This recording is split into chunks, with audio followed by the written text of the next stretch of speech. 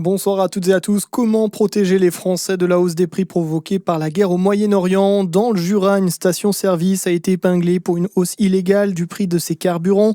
Annonce de la préfecture, elle qui a lancé plusieurs contrôles de stations-service dans tout le département. Ce matin, Sébastien Lecornu a demandé à ses ministres de lui faire des propositions. Personne ne doit pouvoir profiter de cette crise, a lancé lors du Conseil des ministres le chef du gouvernement, estimant que les prix du carburant doivent redescendre aussi vite qu'ils sont montés. D'ailleurs, un peu d'inflation et peu de croissance, voici les conséquences à court terme de la guerre selon le gouverneur de la Banque de France. Alors que le conflit dure depuis plus d'une semaine et demie et que le détroit d'Ormuz est toujours bloqué, les prix, hormis ceux des hydrocarbures, n'ont pour le moment pas réellement explosé. Une augmentation surtout temporaire, estime la Banque de France.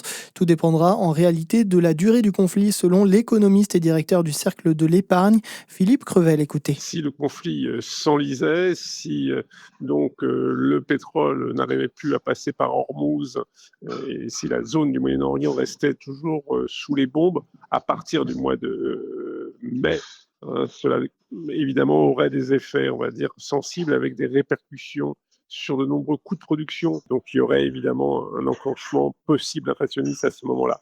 Mais cela suppose que d'ici le mois de mai, il n'y ait pas eu de solution trouvée au Moyen-Orient. Et en attendant, les frappes se poursuivent en Iran, mais aussi au Liban, où le bilan s'élève désormais à 570 morts depuis le début du conflit. Les gardiens de la révolution, de leur côté, disent avoir frappé 2 navires ayant ignoré leurs avertissements dans le détroit d'Ormuz. Dans l'actualité, aussi une cérémonie pour les victimes des attentats du 11 mars, moment de recueillement et de mémoire qui a eu lieu aujourd'hui partout en France. À Dijon, sur la place de la République, les services de l'État et militaires se sont réunis aux côtés des collégiens de Champollion. Des roses blanches ont été déposées au pied du monument Sadi Carnot. Des contrôles sur les routes de Saône-et-Loire. Des bus ont notamment été contrôlés aux abords des écoles dans le secteur du Louhan. Une façon de vérifier que chaque passager met bien sa ceinture de sécurité. Une rentrée en classe sans difficulté, a écrit la gendarmerie de Saône-et-Loire sur sa page Facebook.